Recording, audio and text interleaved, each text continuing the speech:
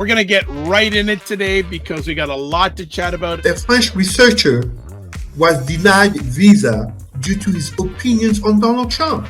There has been a lot of misinformation over the years. Oh boy. You know what? We're going to go back and forth with this.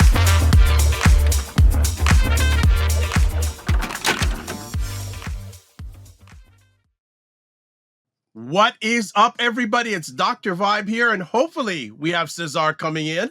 There he is. Dr. Vibe, host and producer of the award-winning Dr. Vibe show, the home of Epic Conversations, and I'm the host of Epic Conversations, 2018 Innovation Award winner, 2020 Best Podcast News Award winner given out by the Canadian Epic Media Association. I also co-host and co-produce the only online show in the world for dads, fathers, and male caregivers that's sponsored by Dove Men Plus Care. And being part of that movement, we've reached out directly and indirectly to over 400,000 dads, fathers, and male caregivers around the world. As always, I'd like to say you're blessed, highly favored, a magnet for miracles, solution for someone's problem. You are watching Black Canada Talking on the first Sunday of August, 2025, August 3rd. Here in Toronto, it's Carabana weekend. If people know me a little bit, I call it Ameribana because there's so many Americans here. But the funny thing is, I didn't see too many ads for it. Now, again, I don't watch a lot of mainstream television, but I didn't hear a lot about it. So, you know what? But it's Black Canada Talking. What is Black Canada Talking? It is a live online event where that involves Black Canadians' opportunity to give their takes and POVs on stories that are of importance to them. And hey, main Black Canadian, when we do Black Canada Talking, Cesar, what is up, Cesar? Thank you so much, Dr. Vibe. Thank you so much to your team for having me always. I'm good. I'm here. We are one day at a time, indeed. First Sunday of this August 2025, and we have lots to talk about, of course. Oh yes, and the Cesar was so kind to give us a little bit of extra time today, so we always appreciate it. But Cesar, you are not at home; you're on the road again. Yes, and I thank one of my close friends. I'm here in his basement. Brother Caribbean, wife is African.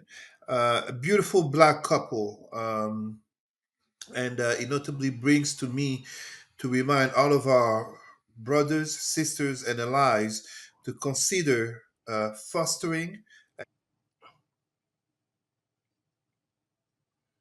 That's notably what they did. I allow myself to say it because we know about the disproportionate number of black children, black, dark skin, mixed skin, you name it. We know about the disproportionate number of black children in foster and adoption centers, and as such, let us support our community to show that love and really be a community of care. And yes, I also speak to the fact of black people who do adopt white children, non-black children. Let us also show them support in that process as well. Good stuff. What when it comes to the foster care system Mhm. in regards to Black children, on a scale of 0 to 10, what would you give a rating of it? Allow me, and I'm not trying to be either a hypocrite or falsely naive per se. Everyone knows how I speak, but notably as regional director in child welfare, allow me not to give a rating because perception can be greatly varying depending on locations, but also depending on the agencies and the leadership at those agencies. So some agencies have seen progress, so agencies slash regions, while others have seen regression. But ultimately, what I will always encourage is for the community, the black community. And when I say black community, I'm talking about many white mothers of mixed slash black biracial children to be involved in changing the narratives for those children who too often don't get fostered in black families and too often become alienated to the black identity. So for that part, the consciousness is growing, but it doesn't seem so much like the fostering and adoption is increasing. And I'm not saying this as a jab. One has to understand the black community, and I'm really speaking here in general, being burdened by systemic racism, which notably include socioeconomic impact.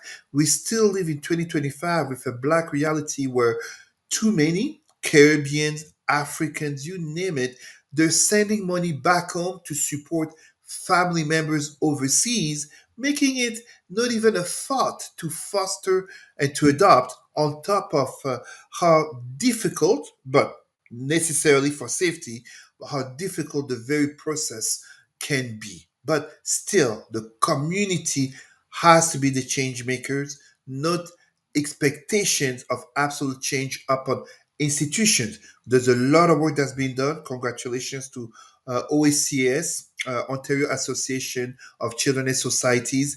Congratulations to OVOV, One Vision, One Voice, in changing the narratives for Black children, youth, and families in child welfare in Ontario.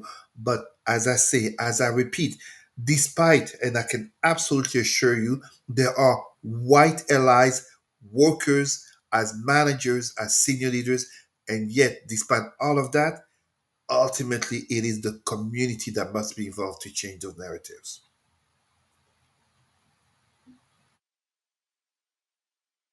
That is very well said. Very, very well said. Before we go to break, anything going on in your life since we last spoke? Any wins? Being alive is always a win. Okay. Being on the show Oh my every god. 2 weeks. So I was explaining to my friends about the importance of being on the show. As I remind our people, it is absolutely not. Uh, we live in this time where there is an entire economy of attention. I am not an attention seeker, but if through the privilege of me being on the Dr. Vibe platform, um, it can help a brother, a sister, an ally, and notably to become involved. That is absolutely a win. Absolutely a win. Well, I don't call it my platform, it's our platform because Hmm. I can't do it without individuals like yourself, individuals like producer Matt, who's its birthday today. Oh, happy birthday. I don't do it alone. If I did it by myself, I'd be missing out. And Mhm, this is a co-creative enterprise. 100%. mhm. 100%. All right, we're going to take a break and whoa, we got topics as always to chat about, but we'll be back in about a minute and we'll see you then. We invite you to the 3rd annual Toronto Pan-African Film Festival. Rhythm, heartbeat of Black music and storytelling, taking place at the First Unitarian Center at 473 Oakwood Avenue in Little Jamaica, featuring Play It Loud, Box Cutter, King's Court, Paid in Full, Sounds and Pressure, Amplify, Soundtrack to a Coup d'etat, Zeke, and Hip Hop Story. And join us for the African Diaspora Media Brunch, taking place on August 17th at the Aqua Supper Club, featuring Philip Scott from the African Diaspora News Channel. Get your tickets now by visiting tpath.com.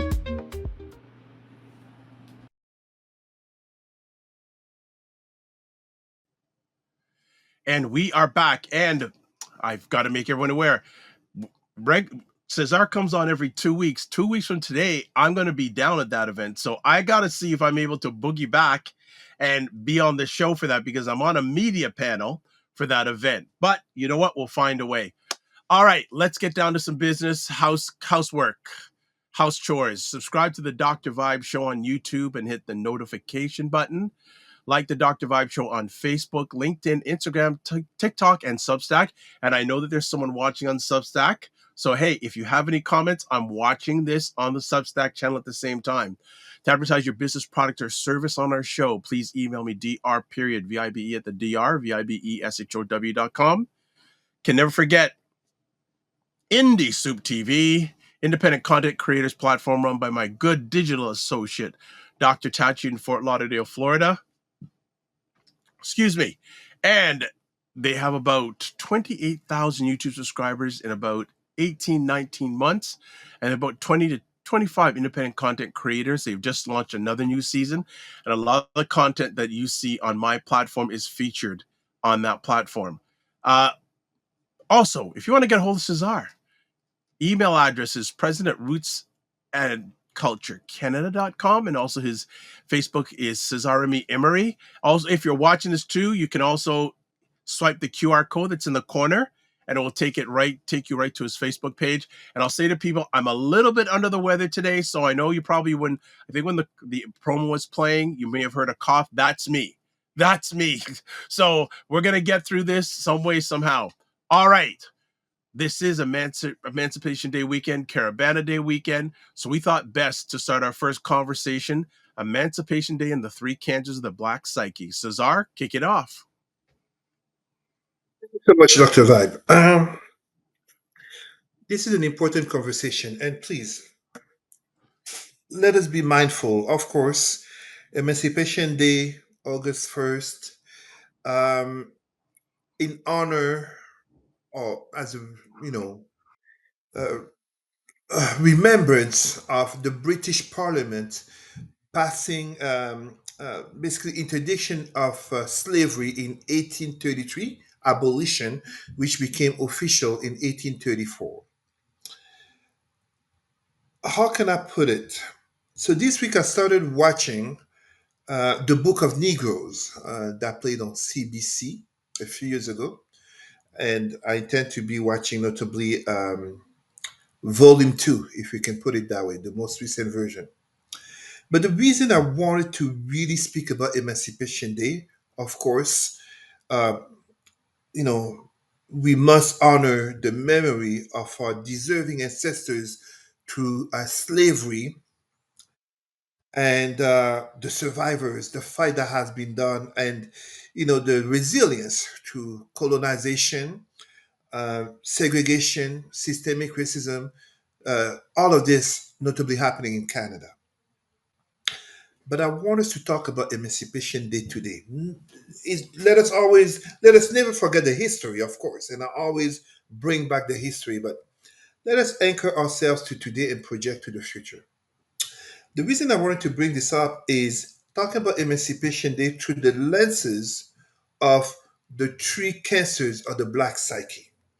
The three cancers of the Black Psyche that are called entertainment, so toxic entertainment as part of a Black culture. Consumerism, simply put, Black people are not poor, but make poor economic choices, condemning them to poverty beyond systemic racism. And last but not least, religion, the adherence to Islam and Christianity, aka foreign, white led ideologies that have enslaved and colonized us, and thus we have internalized them and keep perpetuating the harm it has done upon us. No matter how people like to bring Brother Martin Luther King, Brother Malcolm X, and many others, ultimately, we live in a world in which those ideologies still hurt us, and no white/slash non-black people are being led by black ideologies. But let me go in order. Let's start with entertainment as we speak of Emancipation Day. We are in 2025, and it truly saddens me. I could even say hurts me to have to come to this analysis. I don't think I'm wrong, but I don't like thinking that I'm right. When we look at the stories, and I'm not here speaking about Buffy, I'm going to speak about another one. Another of her brother, Shannon Sharp. A brother who basically, it has been revealed, has had a settlement with that young white woman. I think she's 19 or 20 years old, following from her, if I'm not mistaken, allegations of rape and coercion, sexual violence, but as well revealed, racist slash slavery language around sexual fetishism. I have to be honest. I don't like thinking I'm right, but I don't think I'm wrong.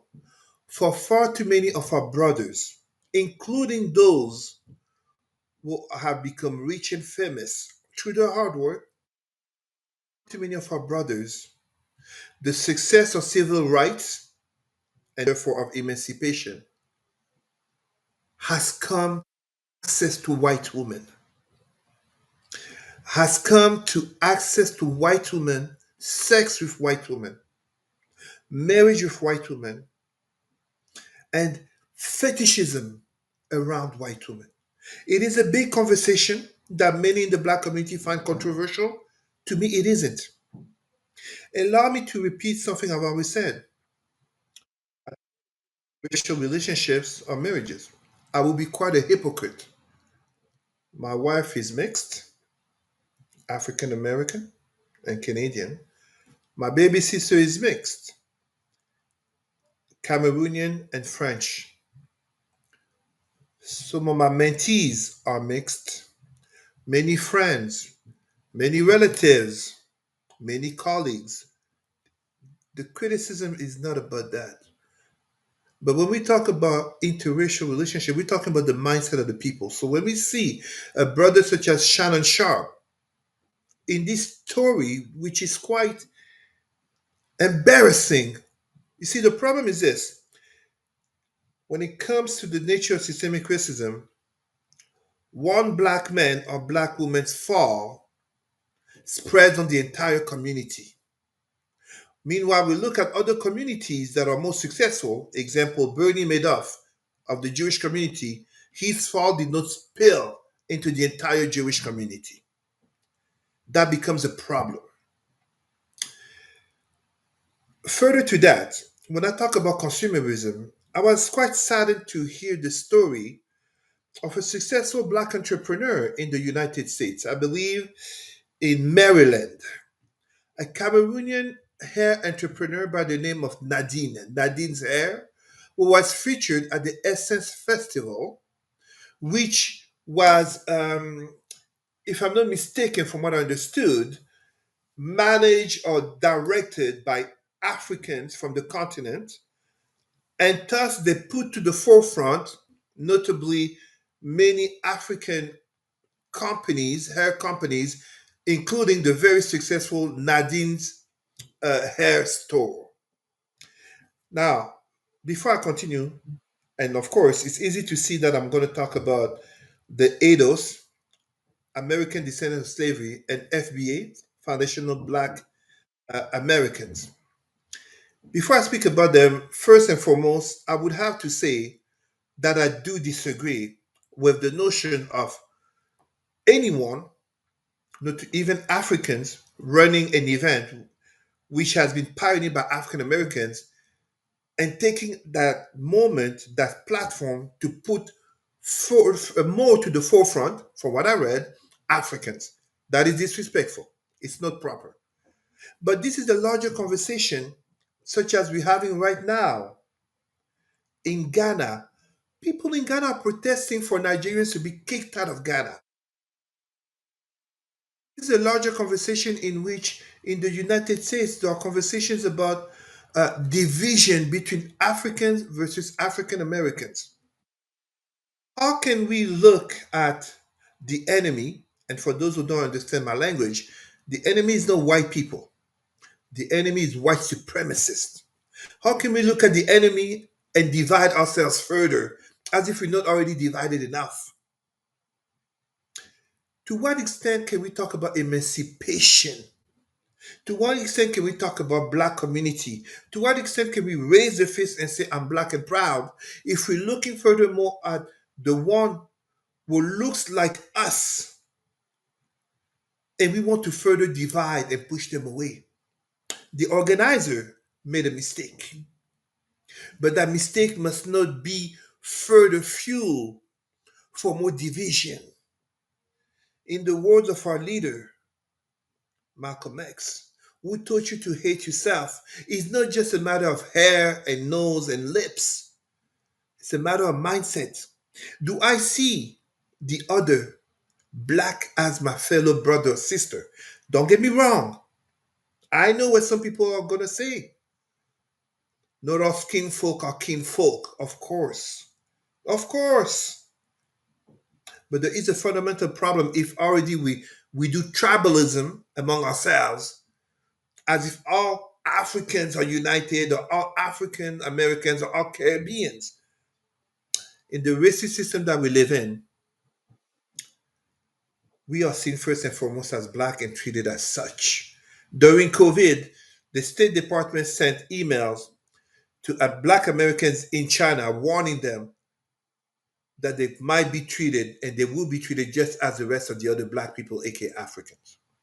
Just as we know very well, racist police does not ask for a passport before shooting a brother or a sister, a black youth or a black elderly. Last but not least, when we talk about emancipation, of course, how can I not talk about religion? But religion in the sense in which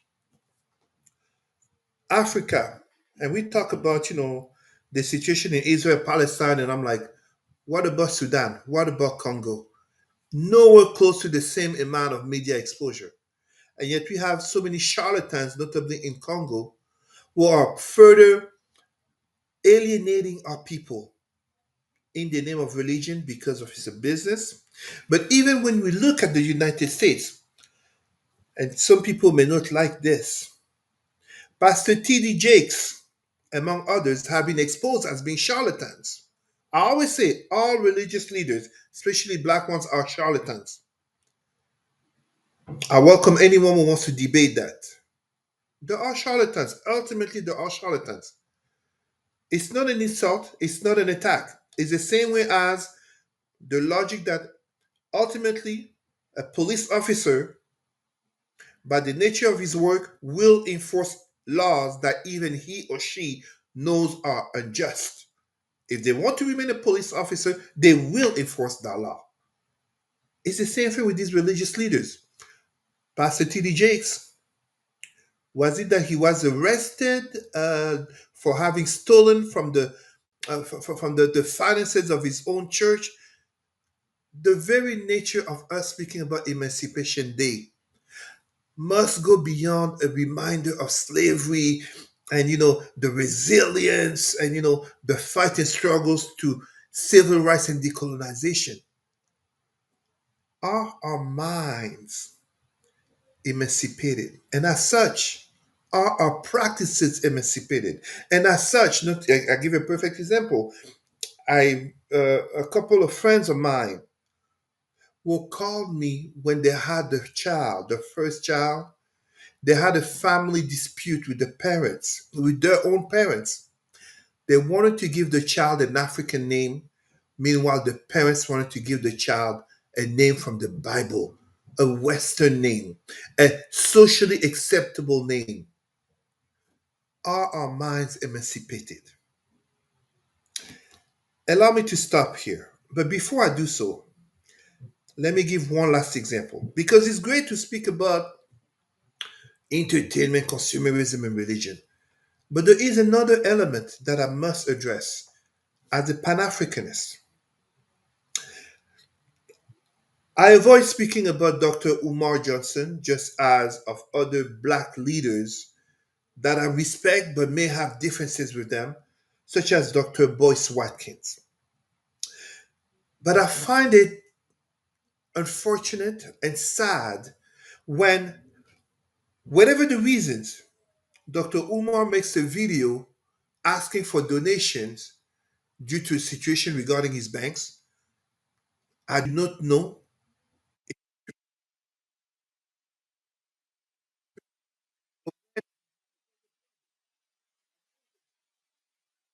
a brother that we should respect in regards to his knowledge, notably in finances, sharing the video of Dr. Umar, but from a lens of mockery and downing him further.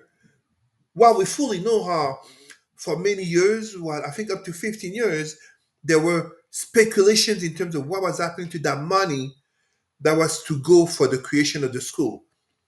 And I believe uh, the Frederick Douglass Marcus Garvey School actually did open. But still, it's a reflection among us that we must have. And as such, when we speak about Emancipation Day, let us address the nature of entertainment, and notably the lust and fetishism too many of our brothers and more sisters have towards white slash non-black people. Let us address the very consumerism in which we are not poor, but we mismanage our funds, and notably we become actors in further dividing ourselves. Let us address the very aspect of religion, which continues to be shackles in our heads. And let us be honest about the fight for liberation through Pan Africanism, in which, for too many, either have the self interest or in claiming liberation. I give one last example. Spike Lee criticism of Tyler Perry. As Tyler Perry's latest movie, Straw, I like the movie, but I still criticize Tyler Perry because we know how Tyler Perry makes his movies, always negatively casting black men, especially dark skinned brothers. That's a problem. We have to be able, and we must be able, as adults, as mature, educated people, ourselves accountable in order to be able to stand strong as a unit against enemies of our people.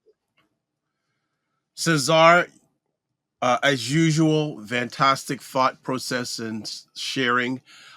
Just want to say we have someone here out here. Ryan Knight says, "Good day, gentlemen. Good to see you here, Ryan. Good to see you." Good day, Brother Ryan. Hey, we could just spend the whole conversation on this, but I'm gonna pick some points here. I'm glad you brought up the whole Essence Festival Mm-hmm.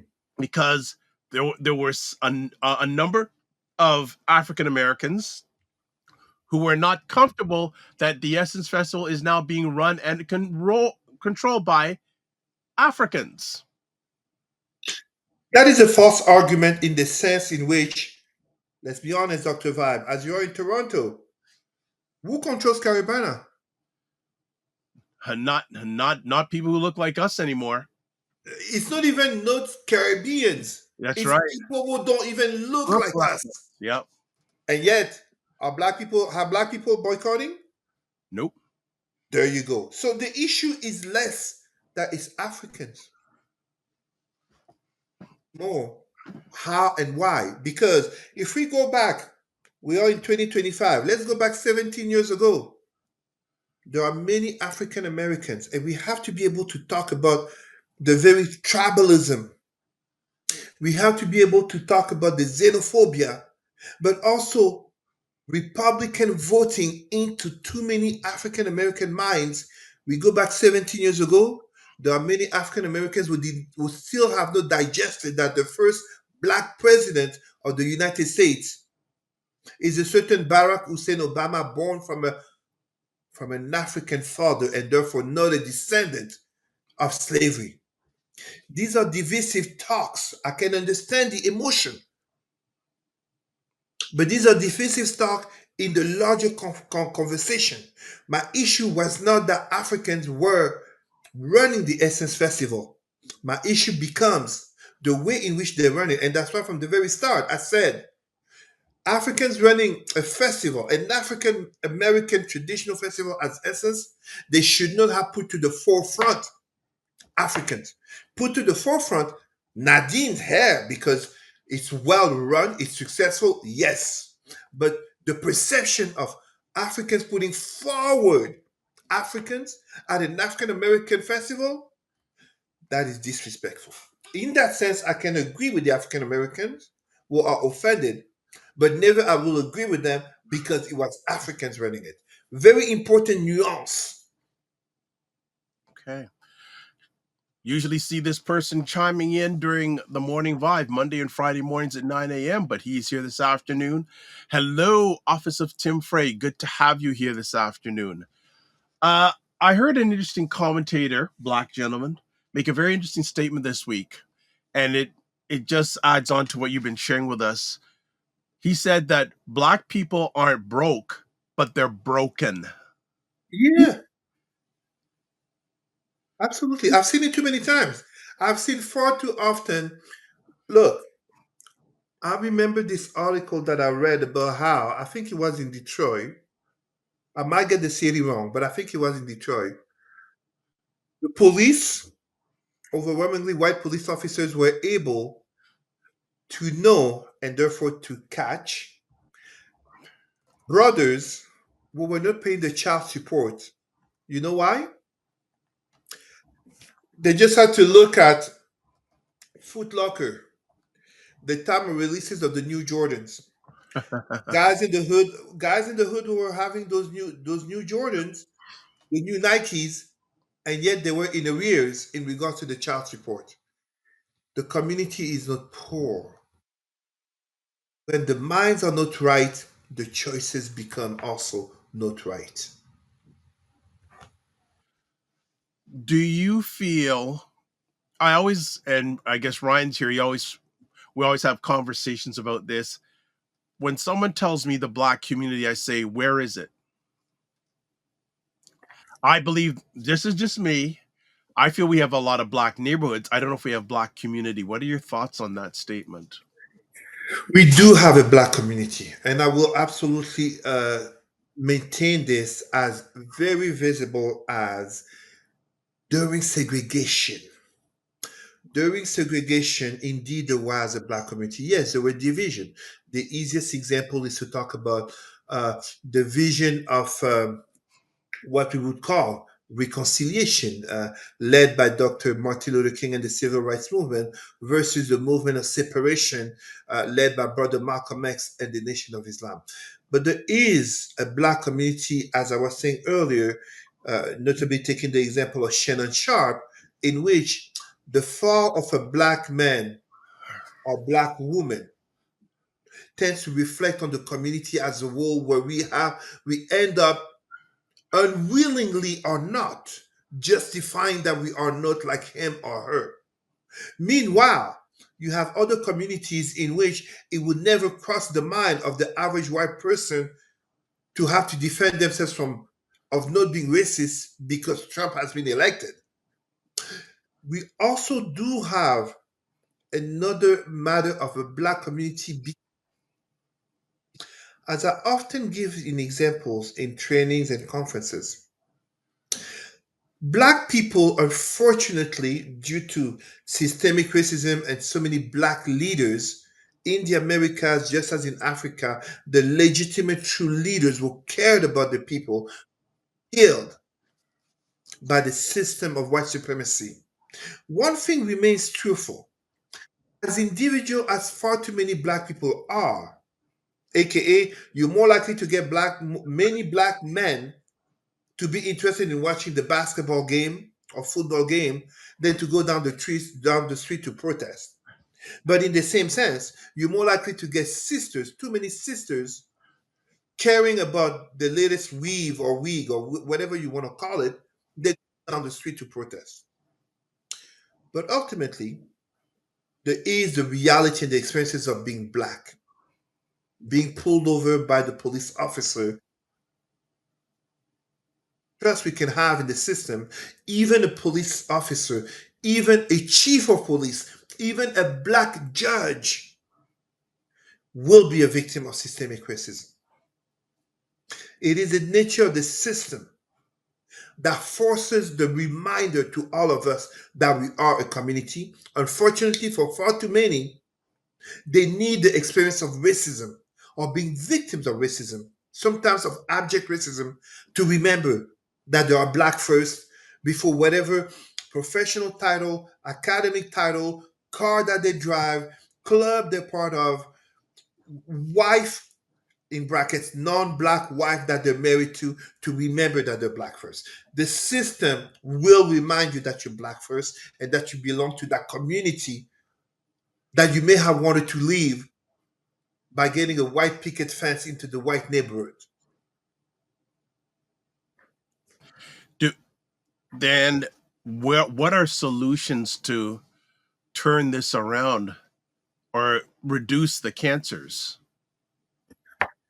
The solutions have already been there, Dr. Vibe. The problem is that most of our people don't want to listen. And I gave from right from the start a perfect example of a brother older than me. And I think older than you, Dr. Vibe, Shannon Sharp. This brother was clearly told by Cat Williams and Monique on his own show. He didn't care.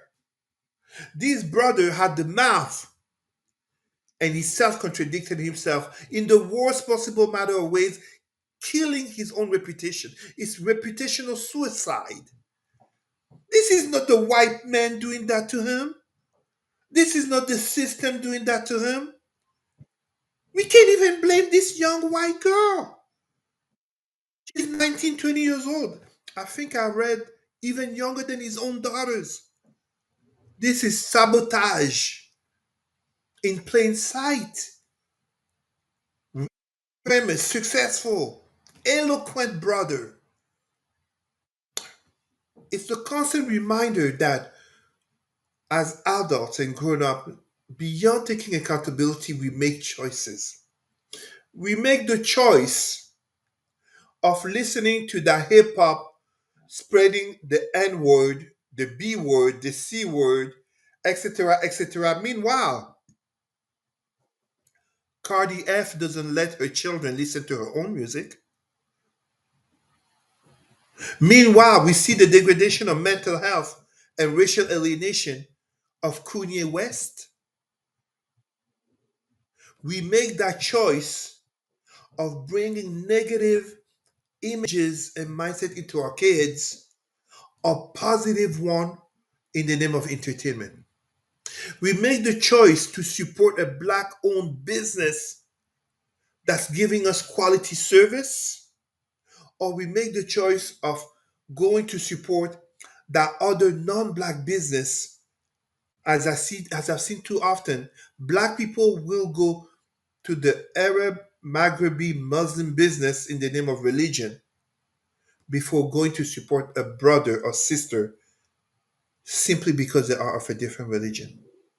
Meanwhile, I see other communities crossing town to support their own people. It's a choice. And before anyone think I'm a hypocrite, I travel very much for work. My receipts are from black owned businesses more and more. You have to show the support. You have to put, what is it again? Put your actions where your mouth is, or something like that. And when it comes to religion, black people are the number one liars to themselves in justifying continuing to perpetuate the very religious ideologies that enslaved them, colonized them. You know, kind of that expression, black people hate everything about slavery and colonization, but Jesus and Allah. Meanwhile, we have African spirituality. And when I say African spirituality, don't get me wrong, I am not a hypocrite. Not all African spirituality is good. Not all aspects of it is good, just as not all aspects of traditions are good. But we have to be able to make a choice. As I tell my daughter, you are black and proud. Wakanda forever, black power. This is how we finish our affirmations. I'm intelligent, I'm beautiful, I'm brave, I'm black and proud. Wakanda forever, black power. What do we want to teach the next generation of black children in terms of their own identity in front of the mirror and the challenges of life that comes to them? When we look at the studies of substance abuse, sex work, mental health, and so many other negatives, homelessness, negative statistics and data, there is a constant prevalence. It starts in the household and the family environment. The dysfunctions from childhood, ACE, Adverse childhood experiences, but also notably the family environment, are a direct link to the consequences of being an adult. It is not accidental, in which far too often members of the black community are broken because they come from broken households that have built broken individuals. It starts from young. As our hero Frederick Douglass said, it is easier to build children than to repair broken adults. All right. So we got some comments here. Ryan says we can't let go of the dream. A strong community is possible. And Sandra Davis, haven't seen you here before, but welcome. I agree with you, Ryan. All right. Uh, Before we move on to the next subject, then, do you agree that if there's going to be a trial, it has to start from the home, the family? Absolutely. Always starts from the home. Always starts from the home. And the home, we must encourage having united black families, black couples. Because it starts, when we say we start with the home, it starts with the individual, the couple, and the family. But let us not be mistaken. It is not enough to have the presence at home, example of a black father or a black mother. We have to support the active involvement of those fathers and mothers, notably in fostering the love of self and the love of the identity, in shielding the child that becomes the youth, that becomes the adult, shielding them, preparing them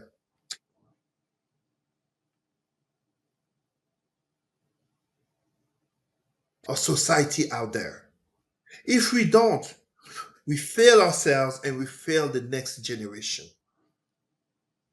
And we Mm. become, and let me add, we become complicit to white supremacy and systemic racism that intentionally intends to destroy the black community, just as in the late 60s and early 70s, bringing drugs into the hood, just as bringing subliminal messages in advertising, movies, and culture, promoting toxic rap, toxic music.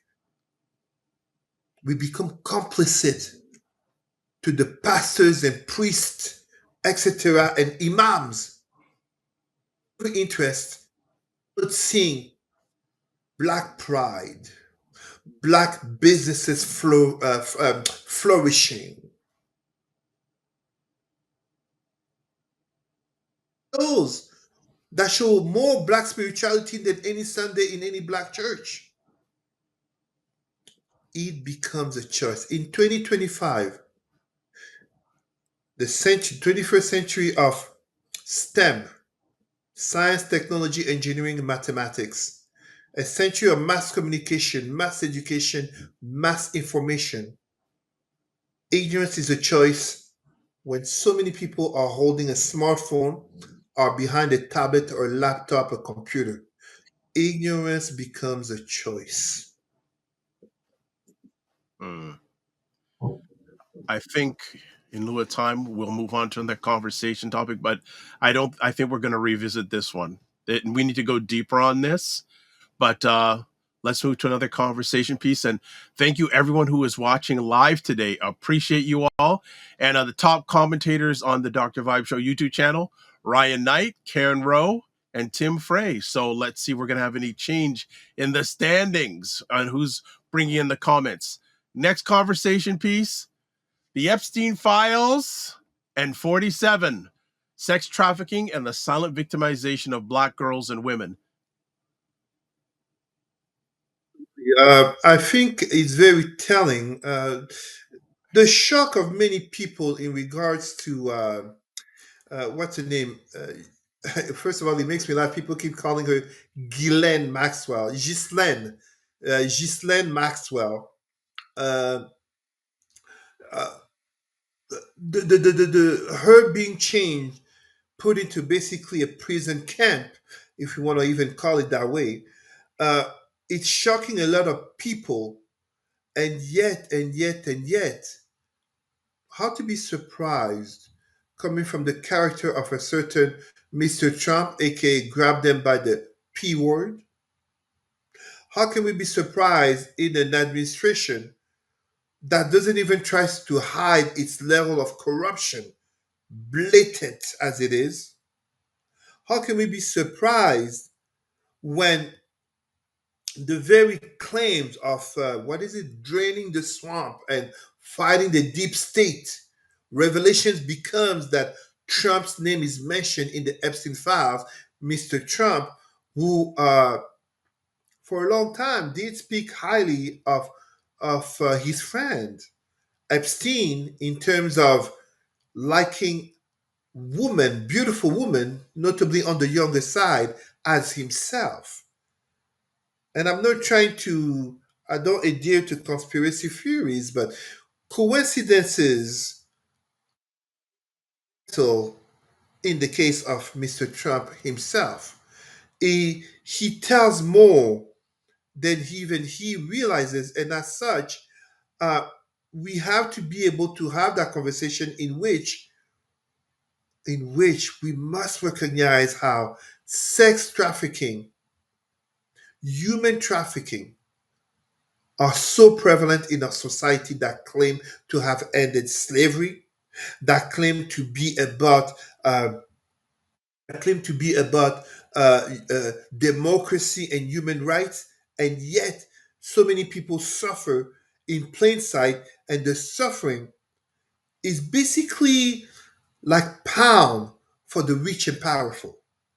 And when I say like pounds for the rich and powerful, the suffering is not accounted for. How can we be having an administration that is open to making a deal with a convicted sex offender, with someone who abated and assisted?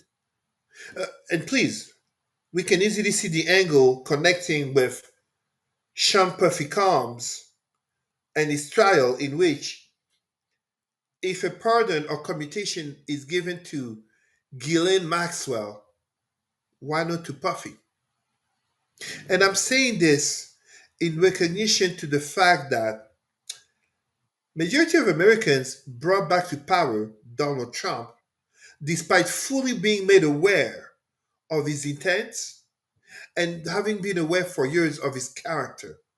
So who and why should anyone claim to be surprised is the question.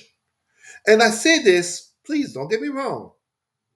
Maybe members of those families or victims did vote for Donald Trump. Let us be honest here. It's a terrible thing. And in that terrible thing, let's be honest about the silent victimization of black girls and women. We're talking about sex trafficking. Black girls and women, yes, sex trafficking can also impact boys and men, but overwhelmingly, let us be honest. It is a topic of female victimization. And as such, black women victimized tend to pass under the radar, not even being taken into account in the conversation. This is a conversation in which we cannot deny 2025. Most people in the late 30s, 40s, 50s, and above remember the name of this child, John Bennett. Blonde hair, blue eyes, absolutely a victim. But the fact that she was for so long on the cover of magazines speaks to so many black children, girls and women, and also indigenous, and also Latinas, brown, that never make it to the cover of magazine. When we have the situation such as um, we see with social media in Dubai and the Middle East, aka Porta Potty, first African girls. I don't know, Dr. Vibe, if you heard about the Porta Potty situation. Not familiar with it, unfortunately. I am sure you have. I'm gonna explain what that is. Human toilets. African girls being sometimes you have to say kidnapped because when they're having the passport taken, it becomes a case of kidnapping. African girls becoming rich, and then it became revealed how they became rich because they were used as sex workers and notably used in some BDSM fetishism. Um, how do you call that? Bestiality, sex with animals, scatology, so pee, poo, you know, pissing and urinating, all these type of elements in which the mistreatment has led many to suicide, to abuse, rapes, etc. Uh, Even white girls, notably from Eastern Europe, of course, as there is a long history of enslavement, the very term slavery coming from Slavic people, aka Eastern Europe, those girls being sex trafficked. But the very nature of the victimization of black girls and women is a topic that's too often taboo in the larger conversation of sex trafficking, a conversation which goes beyond race. But whether we look, for example, so I'll give you a perfect example here. When we were in Paris, in France, um, one time going to, one night going to drop off, the night of, my gosh, the night of my wife's birthday that we celebrated in downtown Paris, as we drove one of my cousins back to his hotel. My wife, it was the second time in Paris, right? She loves it. But she's seen mostly the beautiful side. This time I wanted to show her the other side of Paris. The side they don't show you in the movies and on the postal card. You should have seen my wife's face when I showed her one of the spots where you have so many Asian, I don't want to say Chinese, it's too easy to say Chinese, Asian prostitutes, sex workers, each with a van along the street. She was in shock. She was like, I'm like, yeah, these are sex workers. Each van at the driver wheel, it was a woman. That's basically where she conducts her business. All Asians. So this is an issue that impacts so many people, but we need to have that conversation. We need to look at eye to eye this administration in terms of the Epstein files.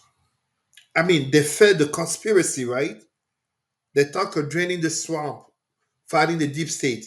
Allow me to give kudos to one of you media colleagues, Joe Rogan, who clearly seems to be awakening, or maybe I should say reawakening, and asking the right question in regards to this administration, such as on immigration, but notably here regarding the Epstein files. So that's basically what I would have to say about this sex trafficking. And please don't make me forget Canada, Quebec City, Montreal, Ottawa, Gatineau, Kingston, Toronto, Windsor, Detroit, USA. The corridor of sex trafficking, it is present here. It's not just indigenous girls, it's not just white girls and women, it's also black girls and women. And there's too much silence about it. It's matter of fact a topic that I will address in my email to professionals and senior leaders uh, tomorrow or Tuesday. I will bring forward the issue of sex trafficking in Canada, just as notably in a place as Dubai. What reason do you have that this is not taken more seriously? With a tribute to feminist views, although I'm not and I can never be a feminist. But first of all, we have to acknowledge that a world of patriarchy, a world ruled and controlled by men, will by default objectify women's bodies. At the same time, we have to recognize the very nature of capitalism in the exploitation of people's bodies. And notice I said people, I didn't just say women. When we talk about modern slavery, aka the labor conditions of humans, we can see how so many men are broken, taken advantage of. Is perfect example Qatar 2022 human rights violations, notably by uh, foreign workers, overwhelmingly from poor countries, black and Southeast Asian, underpaid, abused, etc., etc. But at the same time, the very nature of sex trafficking, in terms of its revenues, we're talking about multi-billion-dollar uh, criminal industry, and we have to be honest to link it notably to the pornography industry, which notably is fed with sex trafficking. No, I am not necessarily talking here about Montreal, Ottawa, New York, and LA Porns Valley, where it's more legitimate and notably more a matter of choice of the woman. We have to be careful. Indeed, a woman or a man can choose to be a sex worker. When I say choose, that choice is very often steeped into, um, family dysfunction, substance abuse, socioeconomic unrest leading to that choice, but still a choice. However, sex trafficking, being very real, notably feeds through capitalism the economic imbalance of those who have, and very often men of certain means, with those who do not have, vulnerable girls and women as young as teenagers, in feeding the desires with the lust of materialism, aka a little bit of money for great degradation. It's criminal. It's criminal. But to what extent are people willing to tackle that issue? As example, slavery, so direct chattel slavery, eventually was tackled. By example, in the United States, it took a civil war. Today, there are more people in enslavement condition than at the height of the 19th century. Sure, there's also more population, global population, but it speaks volumes. Whether we talk about North and Central America, whether we talk about Africa and the Middle East, or we talk about Asia, sex trafficking is very real, and it's definitely linked patriarchy, capitalism, but also traditions. You have this aspect of traditions, very taboo topic, where in certain families, prostitution is indeed either part of the family or something to which people turn a blind eye to, yet everybody knows how the money's coming in. And in saying this, I'm talking about female prostitution just as male prostitution. I have before we go further, I have a very close friend, and she's very passionate about this subject and just in general, just how men treat women. She says men are the problem. What are your thoughts about that? Yes, men are the problem, but please, to a certain extent, men are the problems, but it has to be a little bit more nuanced. And the reason why I say this is like this: it's a market logic where, as long as there is, you know, supply and demand, as long as there's a demand, there's a supply. So here it goes back to something as we were talking in the previous segment, talking about it starts in the household. We need to better educate our boys, but too often when people say that, they forget to add we also need to better educate our daughters.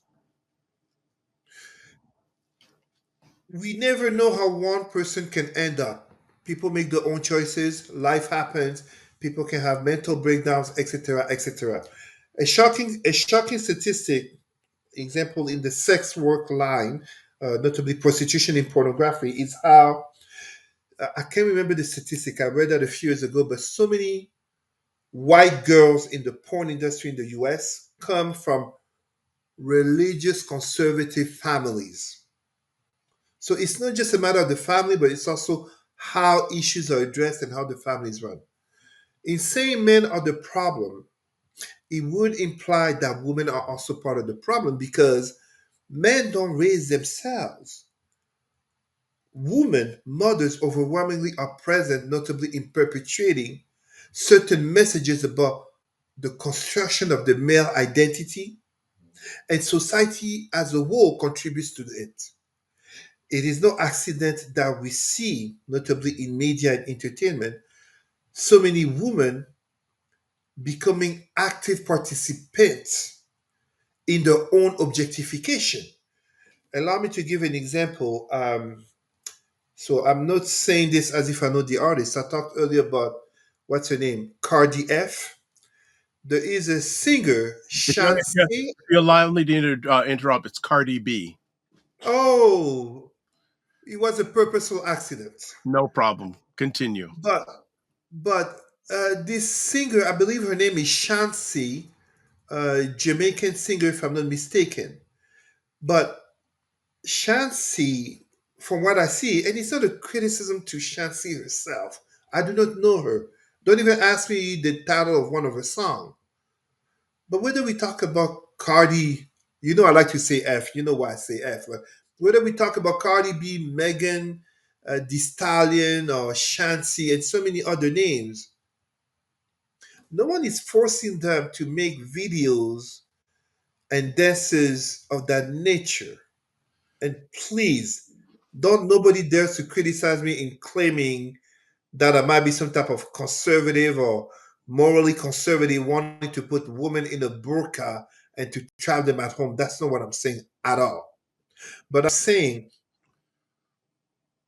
society in which women contribute to their own women. Too many women contribute to their own objectification, but that objectification is linked to the very nature of patriarchy and capitalism, in which ultimately men are in control and direct that narrative, whether we're talking about entertainment and consumerism, or we are looking at, uh, example, the entertainment and pornographic world, because men are the ones who truly do have that money. It's the same conversation as why is it that rap music has become so anti-black in terms of the messages, in terms of the lack of black consciousness for far too many. The record executives are white. But we cannot just point the finger at the white record executives without addressing the artists who choose to perpetrate the use of the N word. What's his name? Malcolm Jamal Warner notably criticized modern hip hop for that reason. It's the same way in which we cannot address sex trafficking and a society in which too many women are objectified by just pointing the finger at boys and men. We must also address girls and women. To not do that would be as hypocritical as to talk about racism and just point the finger at white people as if there's some evil race of aliens who came to objectify and enslave and colonize black people without addressing too many black people who are willfully uh, a bunch of coons and other terms that we can use for the willing contribution uh, to perpetrate anti-black stereotypes.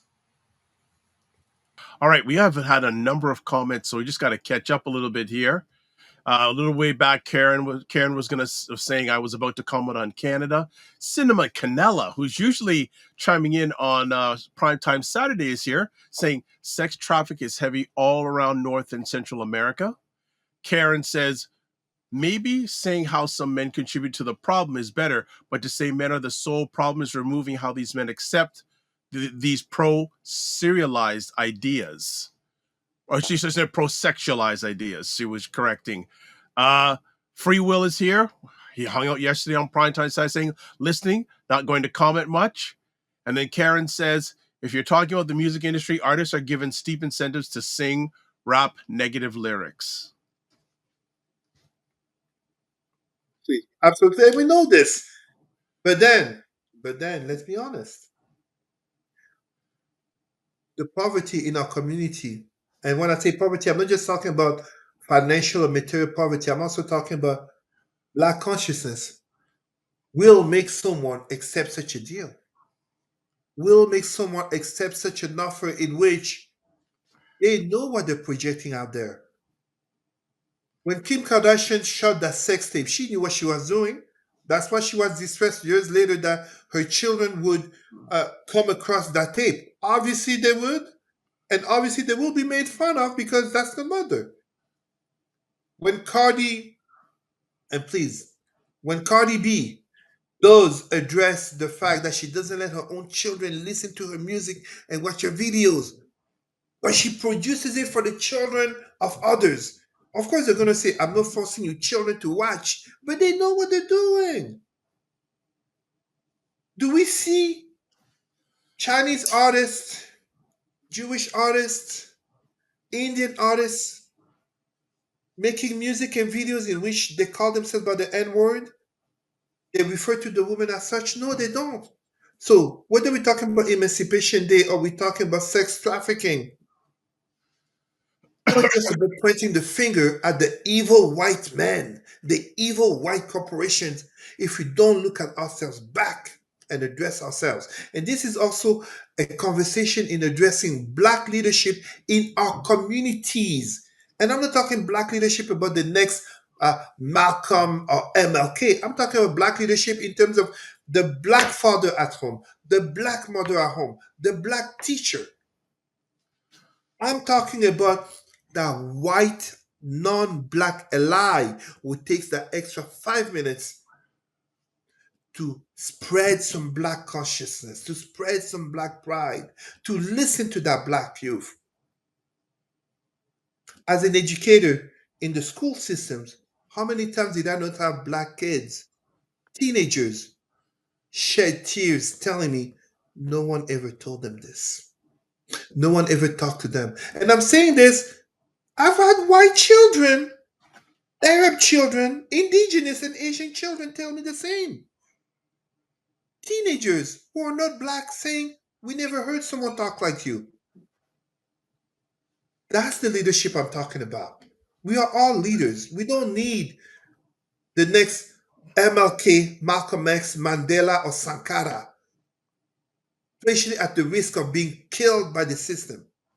We need each and every one of us to step up, to turn off that music, to say, no, this is not playing. I remember a time, and it still has been the same. When BET made that shift after, I forget his first name, last name Johnson, the owner, when they sold BET to Viacom, in my family home, Robert Johnson. Robert Johnson, in my family home, BET was turned off. There was no more BET. There was no more BET. When Tyler Perry makes those overly stereotypical movies and negative depictions of black people, it doesn't play. When there is any song, any music referring to black women by the B word and this and that and that and that, and projections of rape and violence of black women, not allowed in my house. Not allowed. I don't want to hear it. There is no debate. It is out. I just want to interrupt. It's interesting. He says that 47 said yesterday, 47 addresses pardon decision for Sean Diddy Combs, says Mogul was half innocent. He also said that Sean Combs' pardon is more difficult to do since Combs was hostile to him. So basically he's saying if he wasn't hostile to him, he'd probably give him a pardon. Well, it's about loyalty with this guy. Of It course. has nothing to do with the Constitution, laws, etc. Because he himself is a lawbreaker. He himself is a constant violator of the Constitution beyond January 6, 2021. He has made it clear, as we see with his own administration, it's an administration of loyalty, not an administration of competences, coming from the person who criticizes DEI/EDI as woke ideology and divisive ideology. So Karen says, free will, please comment. This is Dr. Vi's space. It's all our space. It's not my space. It's all y'all's space. He says the algorithms give photos through their programming. Their programming codes stem from a colonial mindset. AI is just another program. I agree. And I did address AI, artificial intelligence, at the United Nations in April in terms of how it is used to propagate anti Black racism due to the very racism, white supremacy in society and culture, but as well, it is for us to change the narrative. And I notably gave the example of the artist named Prince, who had invested in coding and notably investing in black and brown youth. That change, we make choices, the same choices that we make in terms of which clothes to wear and where to spend our dollar are the same choices that we must make in showing our black identity, our black pride, and therefore creating a better black community. In my neighborhood, yes, upper middle class, blah blah blah. I'm like the community, how do you call it? The community uncle or community father.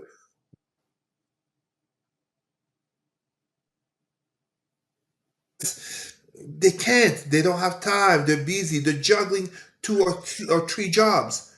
When I'm there, I do my part. We must do our part. And the other parents, they do the part. It can be bringing dinner for all the kids. It can be, watching after the kids when they're doing the biking and how do you call that new thing? Scooter, etc. on the street. We have to be able to create these communities of care. Being black by itself does not mean community. It's the actions that show the sense of a community, the support. Right. Free Will says, of course, they will over sexualize who they have been targeting. Porno's etymology stems from Roman Greco culture. Let us keep it real. All right. So, Cesar, you've went a little bit extra time. Do you want to go any further or do you want to call it here for now? Address the last two topics briefly Okay. So, for us to finish at 6:30. let's go this one. 47 responds to his failure to create jobs by firing the U.S. labor statistics chief. Dr. Vibe, it is not about the labor statistic chief. And it's not even so much about a failure to create jobs. This is a conversation in terms of the the job statistics to the Smithsonian removal of Trump being impeached twice. It is a war on data. It's a war on the truth. This is no surprise coming from a man, a businessman, a populist candidate to the presidency who became president of the United States, aka POTUS, twice. He lies like he breathes. So, of course, he will remove someone who will have the courage to speak the truth. He is an enemy to the truth. He has to be. He cannot be there if he would have been truthful.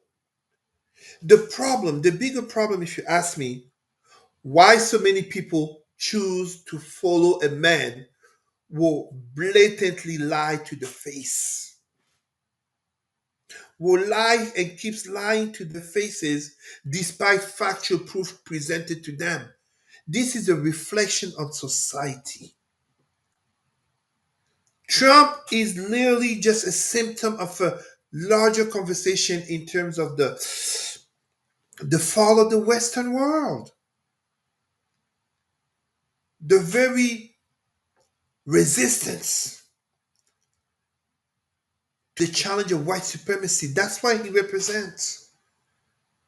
So, yes, of course, he fired the labor statistic chief because he did make him look good. When you care more about the appearance of what a truth or a lie does than about the content, it speaks volume to the character of who you are. I mean, it goes back to every conversation we've had. Allow me to again mention his name. Shannon Sharp, caring more about the appearance of this young white girl who seems so sexually liberated in practice as in language, instead of caring about the quality content of a woman of his age or even a little bit younger, where he could have been honored and respected, fitting the nickname so many give him in the black community. Dr. Vab, do you know the nickname of Shannon Sharp in the black community? Not aware. Uncle. Unk, yes, Unk, yes. Unc. Unc Shannon Sharp. Yeah. Who would want an uncle like that who literally just wasted $25 million on a young white female prostitute because he sexually fetishizes white women? And he's also up now for another lawsuit. Oh, I didn't hear that part. From ESPN, I think, no? No, this is another one about another lady accusing him about it isn't sexual, but sort of like him saying something about her that was not true at an Usher concert, but she sued him for $20 million. Ah, well, there you go. Brother's gonna become broke because he was unable or unwilling to have penis control and to be able to focus.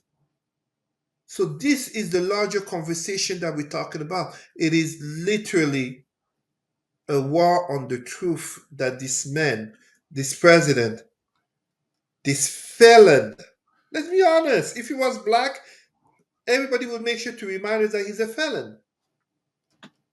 This felon is conducting a war on truth. And as such, he cares more about the appearance things than about the content of them. Yeah, like I'd like to ask, just out of curiosity, people who voted for him, would you invite him into your house? People who voted for Trump. Yeah. Absolutely not. No, I absolutely not. But I will explain. I will explain. And I think it's very important that our people understand. Because at the same time, I'm saying absolutely not.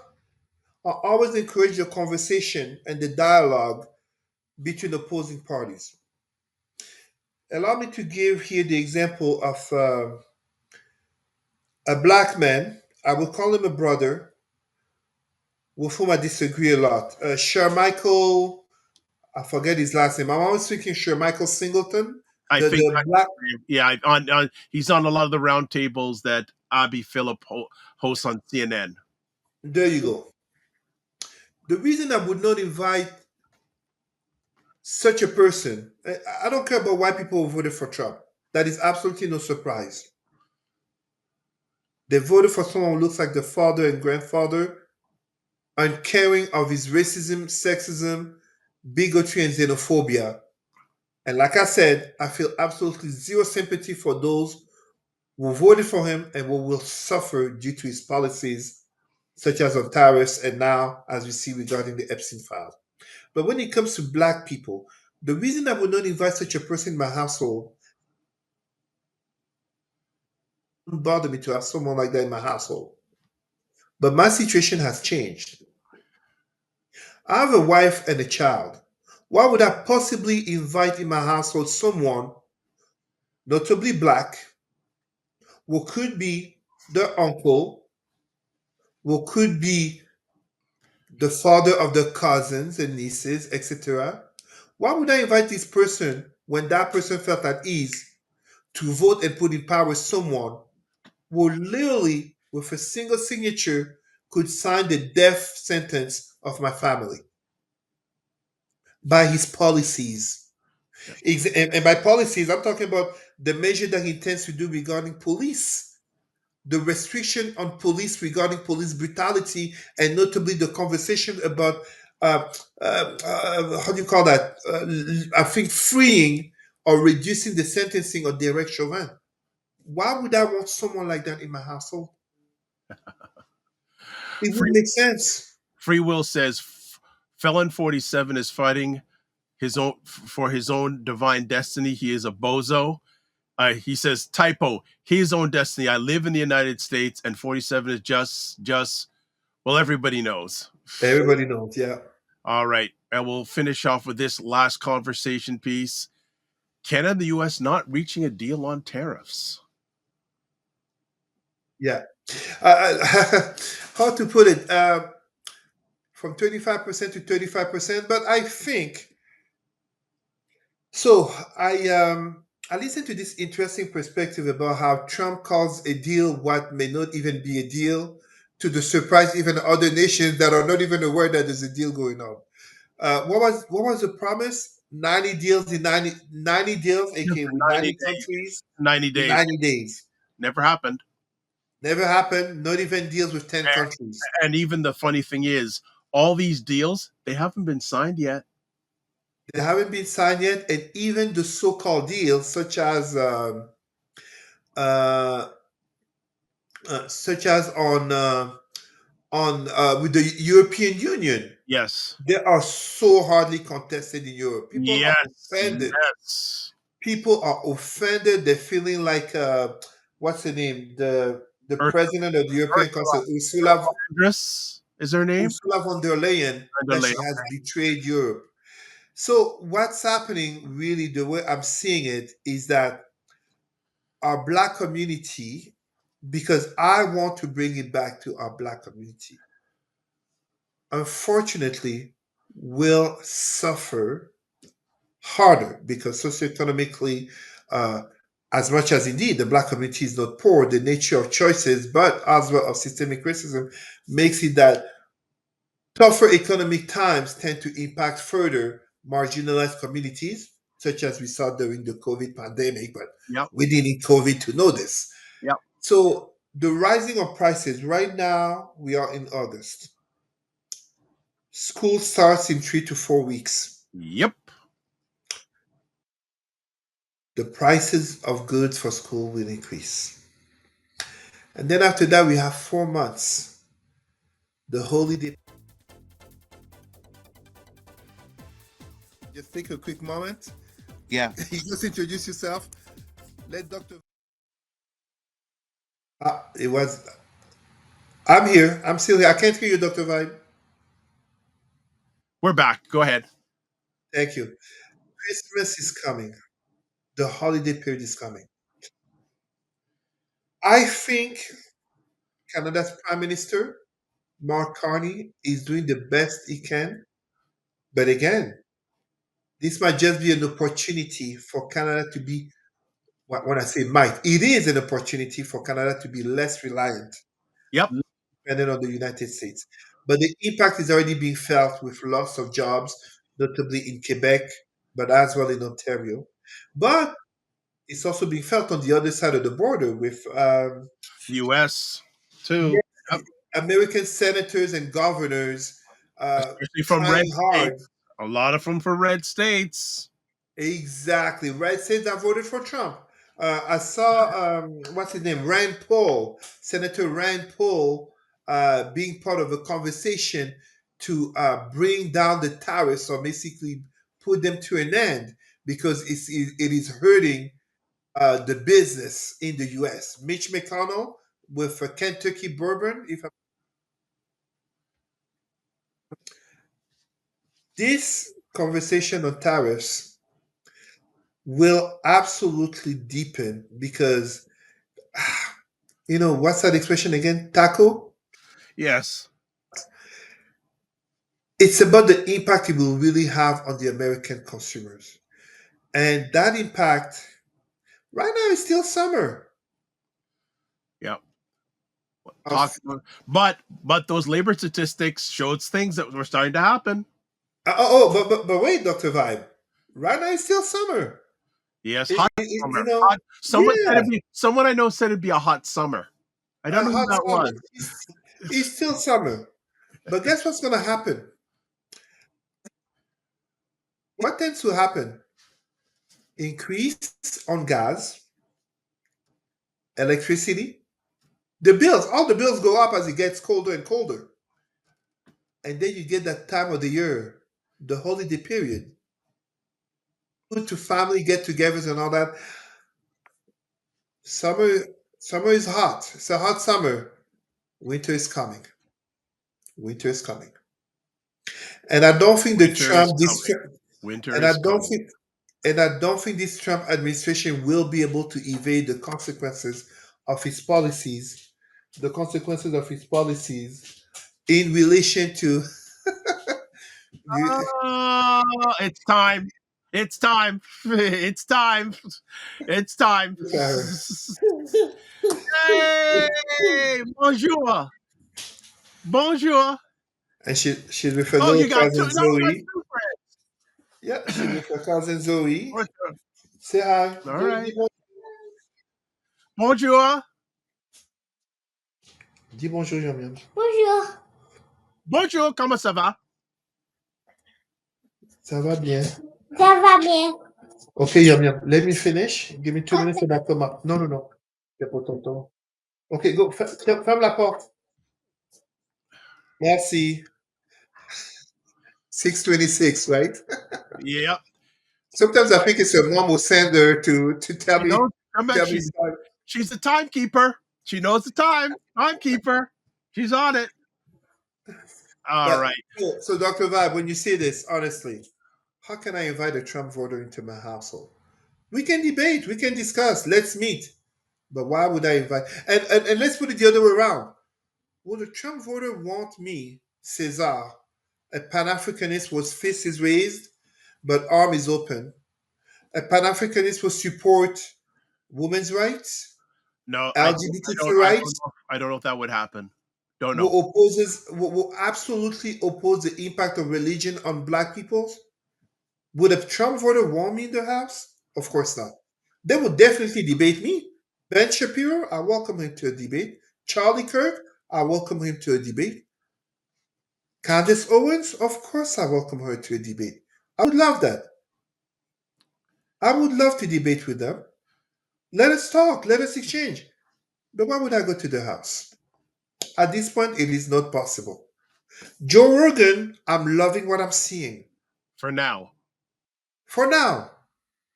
But there is that critical analysis, and Tucker Carlson, we know he's not a true MAGA. We always know that. People do what they do, but I'm talking about those who are truly. That's why I give the example of the brother, Sher Michael. I always forget his last name. I don't even understand how I do it. Singleton. But you know, when I say Singleton, it's because I'm always thinking about our brother who passed away, the movie maker. Yes. Oh. And I was thinking that his first name is Sher Michael, but he can't be. No, it's not. Why am I John Singleton? Ah, that's so. I'm thinking Sher Michael, the black Republican on CNN. But when I say Singleton, I'm thinking about John Singleton, the the filmmaker. black Johnson. Okay, but yes, same last name. So yeah, Sher Michael Singleton. When I see, it's not. Please, let's be careful. It's not so much about being a black Republican, but a black MAGA. Always defending, always twisting and bending in order to oh my, even I don't go that far with Pan-Africanism, and I'm a Pan-Africanist. Even I, with my black pride, I point the fingers at some of the flaws of DEI and EDI, clearly saying it is not right to use certain language and make certain references as if each and every.